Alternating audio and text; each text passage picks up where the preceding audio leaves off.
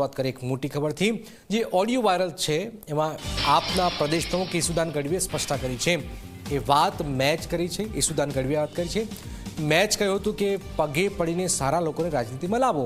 અમે આ ચૂંટણીમાં હજારો યુવાનોને ચૂંટણી લડાવવાનો મોકો આપ્યો છે। ફરીથી કહું છું કે પગે પડીને સારા લોકોને ચૂંટણી લડવા માટે લાવો। ઈસુદાન ગઢવીનો જે આજે ઓડિયો વાયરલ થયો છે એમાં ઈસુદાને કહ્યું છે કે આ મેચ કહ્યું છે અને મેં રાજનીતિમાં સારા લોકો આવે એના માટે મેં આ વાત કરી છે।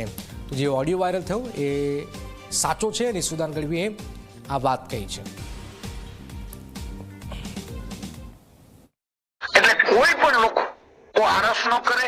વિસાવદરનો અત્યારે પિકઅપ પૂરું થઈ ગયું એટલે મહેરબાની કરીને તાલુકા જિલ્લામાં તમે તમારું પરફોર્મ બતાવો। ઉમેદવારો પસંદગીમાં ઘરે જવું પડે છે અને પગે પડીને ઉમેદવાર બહાર રહો। એટલે તમે તાત્કાલિક ધોરણે તમે મીટિંગો ચાલુ કરી દો ભાઈ। બીજા કોઈ કઈ સવાલ નહીં? સુધનભાઈ બરોબર છે, આપણે કહ્યું હોય બરોબર। ઉમેદવારો પસંદગીમાં ઘરે જવું પડે છે અને પગે પડીને ઉમેદવાર બહાર રહો।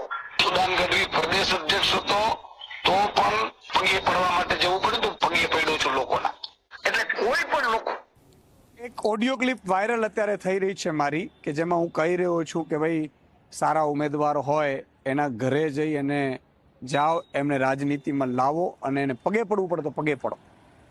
અને આ વાત હું સ્વીકારું છું કે મેં જ કહ્યું છે અને એટલા માટે કહ્યું છે કે આજે માત્ર ઈસુદાન ગઢવી, ગોપાલ ઇટાલિયા, ચેતર વસાવાથી અમે રાજનીતિ નહીં બદલી શકીએ। અમારે એવા હજારો લોકો જોશે કે જે લોકો ગુજરાતનું ભલું ઈચ્છતા હશે, ગુજરાત માટે કામ કરવા માંગતા હશે। એવા ભણેલા ગણેલા હોશિયાર સજ્જન લોકો રાજનીતિમાં આવે બહુ જરૂરી છે અને એ લોકો એટલા માટે નથી આવી રહ્યા છે કે બધા લોકો એવું હાવ ઊભો કરી દીધો છે આ પોલિટિકલ પાર્ટીઓએ કે આ તો રાજનીતિ ગંદી છે, ખોટા કેસમાં ફસાવી દેશે, ડરાવી દેશે, ફેમિલીને ડરાવશે।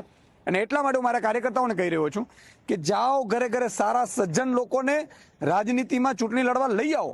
આમ તો સેંકડો ફોર્મ આવ્યા છે જેમાં ક્રિમિનલો, ગુંડાઓ, લુખાઓ, પણ અમે કોઈને ટિકિટ નથી આપી, પણ સજ્જન લોકોને ઘરે જઈને પગે પડ્યા છીએ અને એવા કેટલાય ભણેલા ગણેલા હોશિયાર સામાજિક આગેવાનોને અમે રાજનીતિમાં આ ચૂંટણીમાં ઉભા રાખ્યા છે।